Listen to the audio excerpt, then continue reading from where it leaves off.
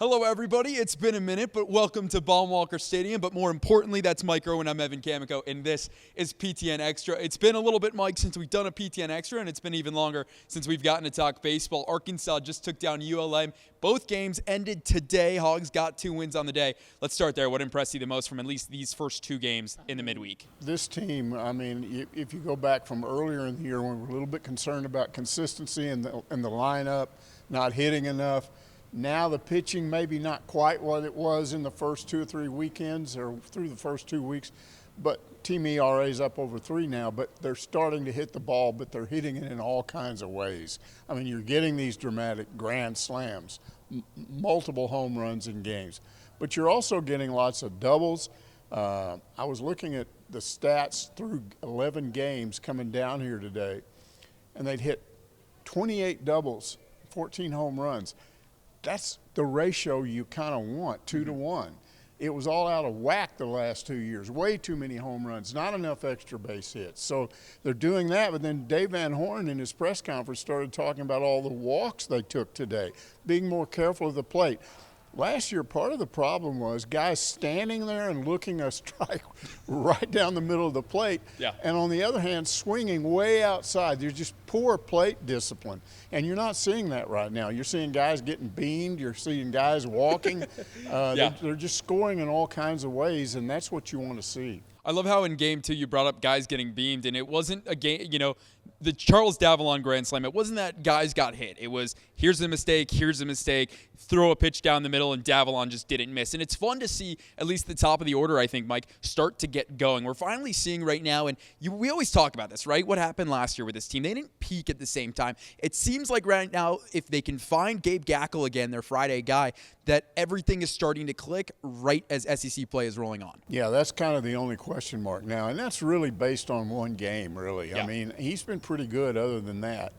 So we'll see what happens this weekend. The lineup's not going to stop change. He's still going to start on Friday, and if he pitches well, then that's fine. SEC play starts the next weekend, and he'll be on the mound on Friday for that one. If not, I don't know. You and I have talked about this. They could move him to Sunday. I don't think they'd put him in the bullpen this soon. Probably if he'd had another rough outing this coming Friday, you might move him a little bit. But, yeah. I mean, we're getting ahead of ourselves on that. What I like about this lineup is you don't see the gaps now. Even at the bottom, I mean, you mentioned Sousa.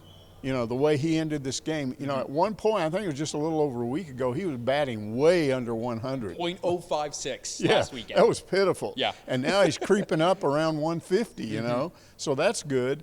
And then Diggs, they're kind of being patient with him. He didn't start hitting until January, so he's behind everybody else coming off that surgery. And he got you want to see him hit the home run to right field because that's what he does. Yeah. And he did that today. His confidence is coming back. Yeah. And you're not seeing guys at the bottom of the lineup now batting 120, 023 or something like that, I looked up at one point, and they had 5 guys in their lineup today, and he shifted the lineup a little bit, but they had 5 guys in there batting way over 300 or better.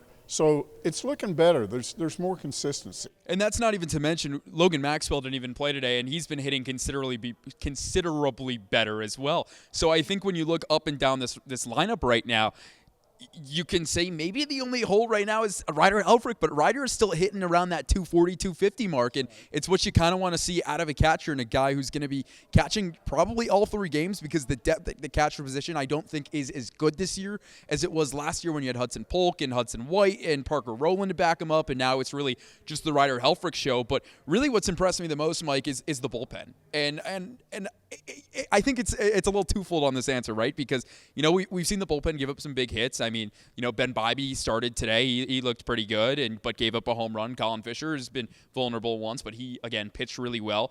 But what's really impressed me is Parker Coyle. It's somebody that I don't think anyone saw coming of a big jump. Because let's be real, all of the preseason there was talk about 2 guys making a big jump, and that was Helfrich and Sousa. But you're seeing it out of Parker Coyle in his junior year. Yeah, I mean, that immaculate inning. I mean, anytime you do that, and somebody asked on our Ask Mike segment when I remembered seeing that, and I don't. I'm not saying it didn't happen, but it's hard to imagine I wouldn't remember that. Yeah. And you just don't see that very often in baseball. And, 9 pitches, 3 strikeouts, that's it, inning over. So that was impressive. We'll see if he can come close to something like that this weekend. But he's been amazing. And really, the test of the depth of your pitching staff is when you play a couple of midweek games like that and you don't give up like 5 runs in one game and 6 in another, you're keeping it down there around 2, 3, whatever. That means you've got pitching at the back end of your staff too. Right. And so you're not afraid to throw some of those guys on the weekend if you have to do it, if you run out of pitching. Yeah, and when you look around the SEC right now, especially in midweek games, you have Florida, who just got run-ruled yesterday against UCF. Texas A&M continues to sputter. I think they've lost 4 or 5 straight right now. You have other teams. LSU was in big trouble. Oklahoma, even though they played Dallas Baptist, who's a really good mid-major team, they just fell. So you're seeing it around the SEC where these teams are struggling with midweeks. And for the last year or so, it feels like Arkansas has no problem with these midweek games. That's right. That's one good thing we can talk about, but the last 2 years were good during the season. It was just at the end where it went bad, and we're not going to know how that's going to come out till we get there. Yeah. But all you can do is deal with what's in front of you. But again, I just like where this team is right now. I was very concerned after that Arlington trip. I remember thinking, whoa, wait a minute, what's going on here? Yeah. We've got these same gaps in the lineup. The pitching is really good, but what are you going to do? You can't have 3 or 4 guys in your lineup that are hitting around 200, 220. And now that's sort of kind of going away. The team batting average is up to, I think, about 305, 36, 37 in that range. At one point, right after Arlington, it dropped to 269. Yeah. So that's going back up. But the whole key is what happens when SEC play starts. Right. So you got one more weekend, midweek game, and then you're in the SEC, and then everything changes.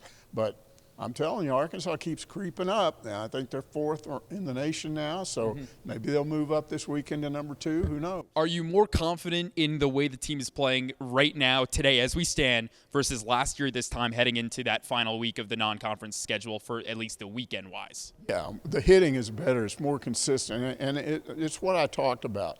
You've got guys that have better plate discipline. Even if, again, look up at one point today, and they had 8 runs and just 6 hits.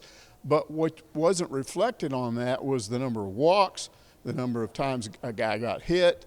They're not swinging at bad pitches like they did last year, so I feel better about that. And, of course, the defense was good last year, and it's good again this year so far.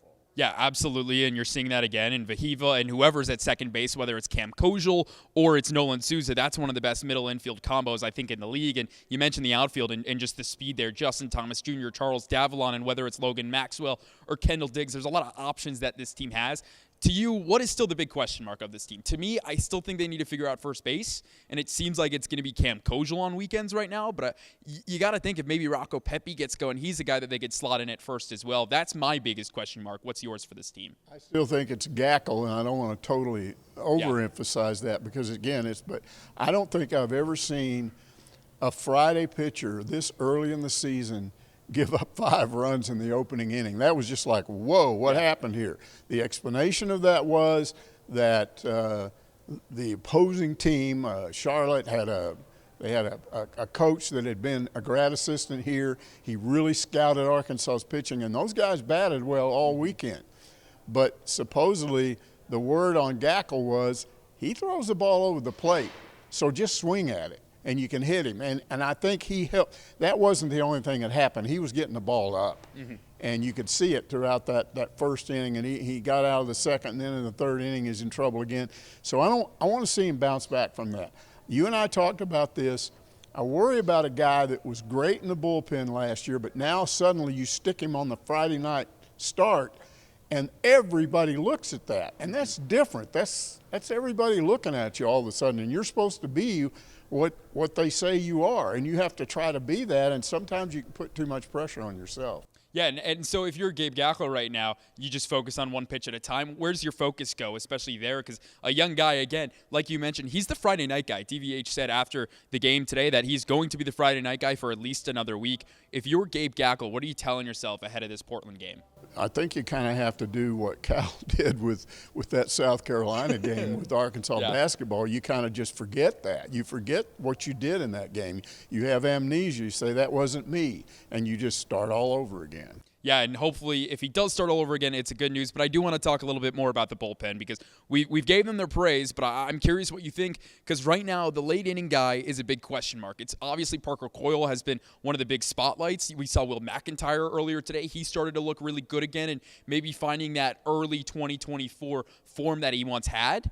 But the question is, what about Christian Fouch? He's been very wild the last 2 games. He's had trouble closing in big spots. He did it against TCU 2 weeks ago, but on Sunday's game, it was the same question marks popped up where he's hitting guys and giving up base hits, and that could be a problem once you get to the SEC because that's a guy who can throw 98, 99 miles an hour, and every hitter in the SEC can hit that. The problem is you got options. Wiggins, for instance. I mean, he had one rough outing, but he's looked, other than that, he's a guy that throws 98, 99, and he's got good movement on his ball, and he's looked good the last couple of times we've seen him. So I just think when you talk bullpen, there are so many options there. I think they're going to be okay unless you put the wrong guy in there. And you know how I feel about McIntyre. So McIntyre's being thrown midweek now, but look what he's done the last couple of times he's been out.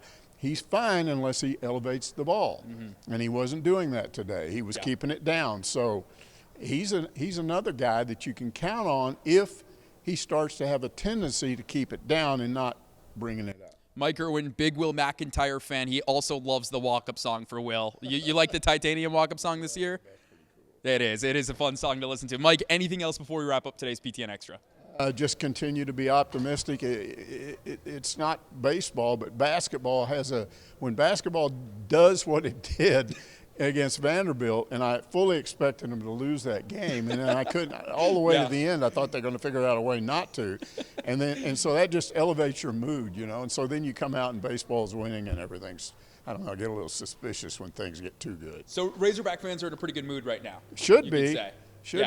The women lost another game to Georgia where they had the lead, and so their season is over, I guess. But other than that, everything looks good. Let's pivot to basketball really quickly and wrap up there.